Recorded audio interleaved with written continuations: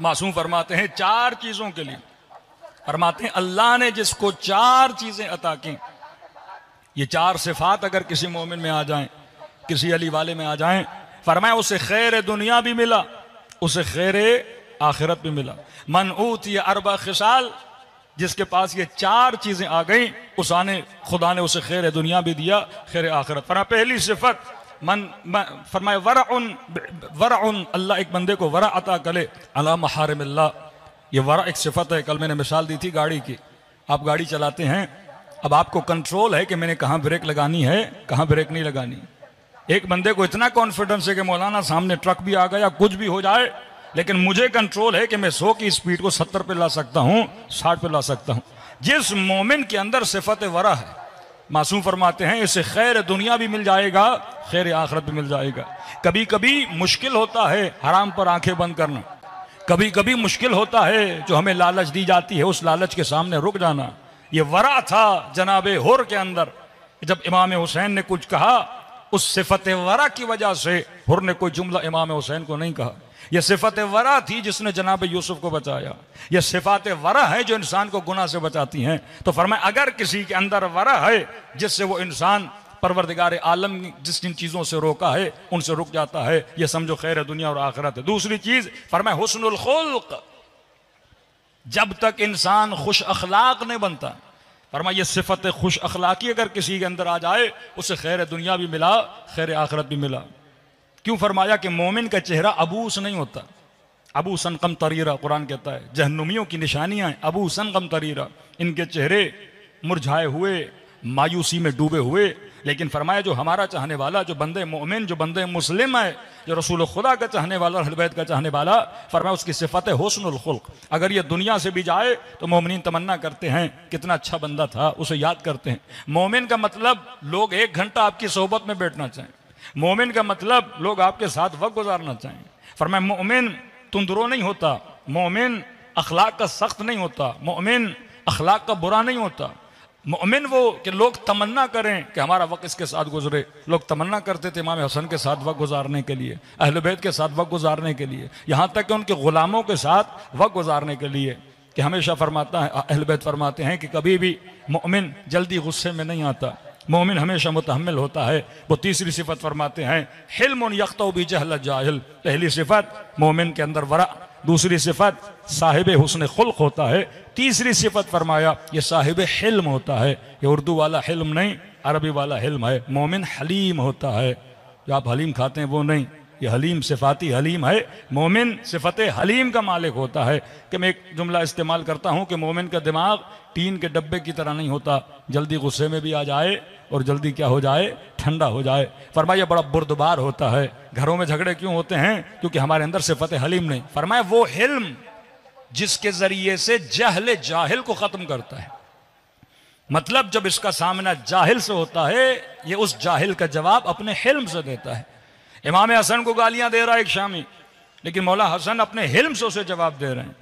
कहा कितनी गालियां देगा, कितनी भड़ास निकालेगा, जो कुछ इसके दिल में है उसे बाहर आने दो। कभी हो सकता है आपका मुखालिफ शिया से मुकालमा हो जाए, किसी सफ़र में आपके साथ हो और आपकी बुराई करना शुरू कर दे और आप गुस्से में आ जाएं कि जनाब आप हमारे लिए ऐसा क्यों बोल रहे हो। मासूम फरमाते नहीं, जाहिल का जवाब हमेशा हिल्म से दिया करो।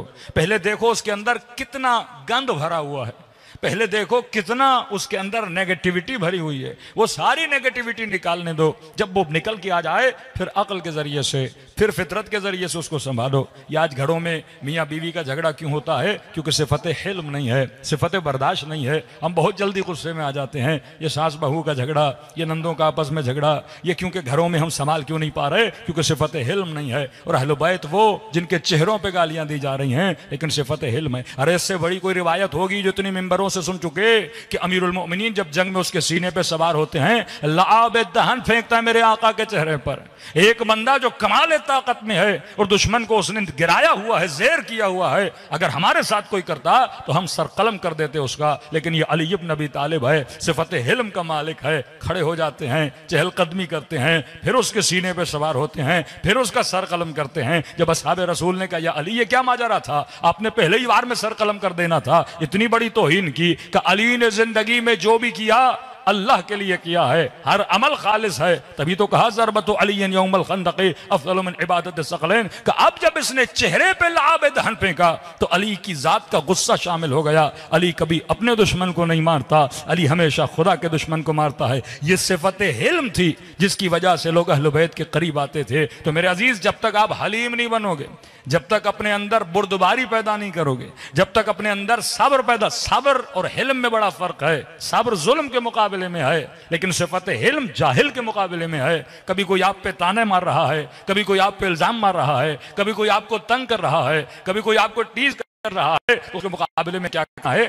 सिफत हिल्म में होना चाहिए। अगर लोगों के अंदर सिफत हिल्म पैदा हो जाए तो हमारे घरों के झगड़े खत्म हो जाए। चौथी सिफत हैं, पहली सिफत सिफत वरा, दूसरी सिफत हुस्नुल खुद, तीसरी सिफत सिफत हिल्म जिसके साथ जहालत का सर काटा जाता है। और सिफत फरमाया सालिहा, अगर खुदा दुनिया में किसी को नेक और सालेह बीवी अता करे। अब नेक और साले बीवी की मासूम डेफिनेशन क्या करते हैं? फरमाया नेक और साले बीवी वो है जो शोहर की दुनिया में भी मददगार हो और आखिरत में भी मददगार हो। कई लोग ऐसे हैं जिनकी दुनिया भी बीवियां तबाह कर देती हैं और आखिरत भी तबाह कर देती हैं। फरमाया ये ज़ौजे सालिहा नहीं, ज़ौजे सालिहा वो जो उसके दीन में भी मददगार हो, जो दुनिया में भी मददगार हो। यानी दुनिया की जितनी तकलीफें हैं, ऐसी ज़ौजा हो कि उसको देख के उसकी तकलीफें दूर हो जाएं। कि ये अमीरुल मोमिनीन का फरमान है कि पूछा गया मौला मर्द को कैसा होना चाहिए, औरत को कैसा होना चाहिए? तो अमीरुल मोमिनीन मिसालें दे के लोगों को समझाते थे। इमाम ने फरमाया देखो, जब तुम्हारे शहर में बारिश हो जाए और ज़मीन पे कीचड़ हो जाए, ये बताओ वो कीचड़ वाली चप्पल लेके घर के अंदर जाओगे? क्या मौला हरगिज़। कि क्या करोगे? का पहले चप्पल को छानूंगा, वो सारी कीचड़ गिराऊंगा ताकि घर का सहन खराब ना हो जाए, फिर मैं घर के अंदर जाऊंगा। कभी भी कीचड़ वाली चप्पल, जिस गली में बारिश हुई वो सारी चप्पल गंदी हो जाती है, मौला उसको लेके घर में नहीं जाऊंगा। फरमाया सुन, मर्द बिल्कुल इसी तरह होता है। जब बाहर कमाई करता है, लोगों के साथ मसाइल होते हैं, रोड पे किसी के साथ एक्सीडेंट हो गया, मसले मसाइल हो गए, अब जब घर जाता है ये बाहर के मसले उस कीचड़ की तरह छान के सारी चीजें बाहर रख के और खुद को साफ और सुथरा करके घर चला जाता है। यानी बाहर के मामलात का प्रेशर अपनी औलाद पे, अपनी अज़वाज पे नहीं डालता, ये बिल्कुल माइंड को क्लीन करके घर के अंदर दाखिल हो जाता है। फिर पूछा गया कि मौला ज़ौजा को कैसा होना चाहिए? अब एक तरफ एक ऐसा मर्द है जो बाहर की परेशानियां बाहर रख के घर के अंदर जा रहा है, फिर फरमाया मौला ज़ौजा को कैसा होना चाहिए? इमाम फरमाते हैं ज़ौजा को एक खिले हुए फूल की तरह होना चाहिए कि मोमिन की निशानी उसके चेहरे पे मुस्कुराहट होती है। कि जब ये घर जाए तो बीवी इसका इस्तकबाल ऐसे करे जैसे इंसान किसी खिले हुए फूल को देखता है। कि जब घर ऐसा बन जाता है, इसमें हिल्म भी आया, इसमें सब्र भी आया, इसमें बुर्दबारी भी आ गई, और ये वो ज़ौजा है जो शोहर की दुनिया के कामों में भी मदद करती है और दीन खुदा में भी। मर थका हुआ टूट गया, सो गया, ये वैसी जो नेक ज़ौजा है जो उसे सुबह की नमाज के लिए भी उठाती है, नमाज शब की तरगीब भी देती है, औलादें सो जाती हैं, ऐसी ज़ौजा जो औलाद को नमाज के लिए उठाए, जो उन्हें वाजिबात का दर्स दे, जो उन्हें ये बताए बेटा अच्छा क्या है बुरा क्या है। आज आप अगर फर्श अज़ा पर बैठे हैं, ये आप पर किसका एहसान है? आपकी माओं का एहसान है जिन्होंने बचपन में बच्चों को गोदों में उठा के फर्श अज़ा पे लाया। मोहब्बत बचपन से घुट्टी में मिलाई जाती है, और जब ये मोहब्बत मिल जाती है, बचपना इंसान कभी नहीं भूलता, बचपनों की यादें कभी नहीं भूलता। अब अगर ऐसी नेक माँ हो, ये औलाद की भी जिंदगी बनाती है, ये शोहर की जिंदगी बनाती है। कभी मर्द खता करता है, बीवी उसे याद दहानी कराए कि आप ये गलत कर रहे हैं। कभी ज़ौजा गलती करती है, शोहर उसको याद दिलाए कि आप गलती कर रहे हैं। इसीलिए फरमाया ज़ौजा सालेह, सालेह दोस्त, सालेह मुआशरे में अगर इंसान रहेगा तो वह बाकी रहेगा। असहाब इमाम हुसैन क्यों बचे? क्योंकि एक सफर जनाब वहब ने इमाम हुसैन के साथ किया, सालहीन के साथ सफर किया, वहब बना। एक ज़ियारत हुई जनाब हुर को इमाम हुसैन की, आया था मुकाबले के लिए, लेकिन मिल गया लश्कर इमाम हुसैन के साथ, क्योंकि उसने अखलाक इमाम हुसैन को देखा कि अपना पानी हमारे लश्कर वालों को पिला रहे हैं हुसैन, और अगर यहाँ हुसैन प्यासे हैं तो ये यजीदी हुसैन को पानी नहीं पिला रहे। तो फरमाया बेहतरीन तबलीग तबलीग अमल है, बेहतरीन तबलीग तबलीग किरदार है। जब तक वजूद में सिफात अहले बैत को पैदा नहीं करोगे, न दुनिया आबाद न आखिरत आबाद। सलवात पढ़े मोहम्मद वाले मोहम्मद। कल मैंने अर्ज किया था कि इमाम क्या फरमाते हैं कि वो शिया हो ही नहीं सकता जो शिया शिया की फिक्र न करे, जो शिया दूसरे शिया के बच्चे की फिक्र न करे। अमीरुल मोमिनीन अबू बकर के बेटे को घर में लाते हैं, जनाब मोहम्मद इब्न अबी बकर का हसबन नसबन अली का बेटा नहीं, लेकिन मैंने तरबियत ऐसी की है जैसे ये अली का बेटा है। यानी दूसरों के बेटों को घर में लाके तरबियत दे रहे हैं सवाब की खातिर, कभी यतीम परवरी कर रहे हैं, तभी लोग अहले बैत अलैहिस्सलातु वस्सलाम की तरफ दौड़े दौड़े जाते थे। कभी वक्त का हाकिम खड़ा है, मैं हजर अस्वद को बोसा दूं, कोई जगह नहीं दे रहा, लेकिन यहां फरजंद जहरा फरजंद हुसैन आते हैं, अली इब्न हुसैन मेरे आका ज़ैनुल आबिदीन, तो वो रास्ता देना शुरू करते हैं। वो लोगों से पूछता है ये कौन है, कि मैं हाकिम में मुझे जगह नहीं मिल रही, लेकिन इसे जगह मिल रही है। सब कहते हैं ये ज़ैनुल आबिदीन है, ये सैयदुस साजिदीन है। तो जब तक ये सिफात आपके अंदर होगी, आप अल्लाह की दरबार में महबूब बनोगे और अल्लाह के बंदों के दरबार में महबूब बनोगे। सलवात पढ़े मोहम्मद वाले मोहम्मद पर। आज एक चौथी सिफत असहाब इमाम हुसैन की। साइंस ने बहुत ज्यादा तरक्की कर ली, लेकिन साइंस इस बीमारी का हल नहीं निकाल सकी जिसका दीन ने निकाला है। असहाब इमाम हुसैन के अंदर एक सिफत थी, वो है सिफत फरह। बड़ी से बड़ी मुसीबत में भी वो खुश रहते थे कि जनाब बुरैर कारी कुरान है। असहाब इमाम हुसैन कहते हैं शब आशूर लोगों ने इसको इतना हंसता हुआ कभी नहीं देखा, लेकिन शब आशूर या साहब आपस में बैठे हैं और हंसी मजाक कर रहे हैं, मूड इनका बहुत अच्छा है। कहा ना हमने अपने नबी के दिल पे क्या नाजिल किया, सुकून नाजिल किया। आज दुनिया के पास पैसा है, दौलत है, लेकिन यह फरह नहीं है। शोहरत है, पैसा है, माल है, दौलत है, औलाद है, पर शख्स फरह में नहीं है, खुश नहीं है। खुदा जन्नतियों की सिफत क्या बताता है, ये जन्नत में मसरूर होंगे, सुरूर में होंगे, खुशी के आलम में होंगे।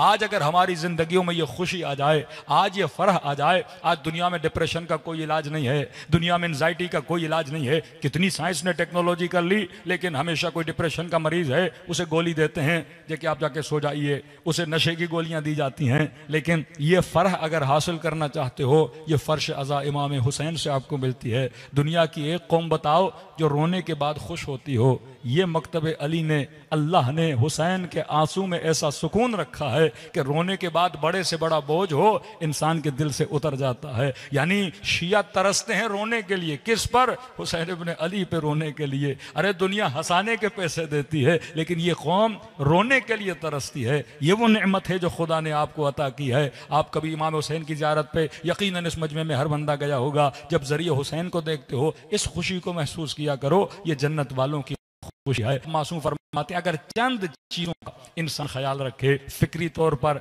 इबादी तौर पर, अमली तौर पर, अखलाकी तौर पर, तो इंसान कभी डिप्रेशन का शिकार नहीं होगा। दुनिया के पास इलाज नहीं, लेकिन मकतब अहले बैत के पास इलाज है। अगर शुहदाए करबला के तरह खुश रहना चाहते हो तो ये सिफात अपने वजूद में पैदा करो, दुनिया भी आबाद, आखिरत भी आबाद हो जाएगी। सलवात पढ़े मोहम्मद वाले मोहम्मद पर। सिर्फ आज अवामिल रवानी, फिक्री अवामिल आपको बताऊं जो मासूमीन ने बताए हैं।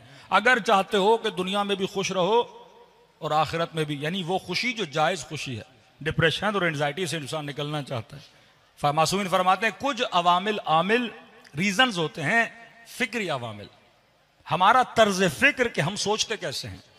अगर आप अहले बैत के असहाब की तरह नहीं सोचोगे तो खुशी नहीं मिलेगी। मैं ज़बान से अली वलीउल्लाह कहूं, पर मेरा सोचना उसकी तरह न हो। पहली सिफत फरमाते हैं हुस्न ज़न। जब तक आपके अंदर हुस्न ज़न नहीं होगा, जिसे हम कहते हैं पॉजिटिव थिंकिंग। आज अक्सर लोग जब नेगेटिव थिंकिंग में आप चले जाते हैं तो गम आपका शिकार कर लेता है। अक्सर वो ख़वातीन शिकायत करती हैं शक की बीमारी में मुब्तला है। ये शक नेगेटिव है कि मौलाना बच्चा घर से निकला, मैं सुबह से शाम तक परेशान हूं कि पता नहीं सही साले में आएगा कि नहीं आएगा। 1 घंटा टेलीफोन नहीं आता तो इंसान परेशान हो जाता है, कहीं डकैती तो नहीं हो गई, कहीं कुछ हो तो नहीं गया। इसे कहते हैं नेगेटिव थिंकिंग। इससे आपकी बॉडी पे असर पड़ता है। फरमाया हुस्न ज़न रखो। सबसे पहले मोमिन के लिए हुस्न ज़न रखे। रसूल खुदा एक जंग में, शायद जंग ओहद है, कहते हैं जब जमीन खोद रहे थे तो खोदने वाले ने जब पत्थर पे वो चीज लगाई तो वहां से एक जरक्का निकला, चिंगारी निकली। तो नबी ने चिंगारी को देख कर भी एक पॉजिटिव जुमला बोला, क्या मुझे इस चिंगारी को देख के लग रहा है कि बड़ी बड़ी सल्तनतें गिर जाएंगी और इस्लाम की हुकूमतें क्या हो जाएंगी, आगे बढ़ जाएंगी। नबी गिरामी एक जनाजे पे जा रहे हैं, एक मोमिन एक मुस्लिम का जनाजा पढ़ाने जा रहे हैं। जितने लोग बैठे थे उस मरने वाले की बुराई करने लगे। ये बड़ा झूठा था, ये बड़ा मक्कार था, इसके अंदर ये सिफत थी, इसके अंदर ये सिफत थी।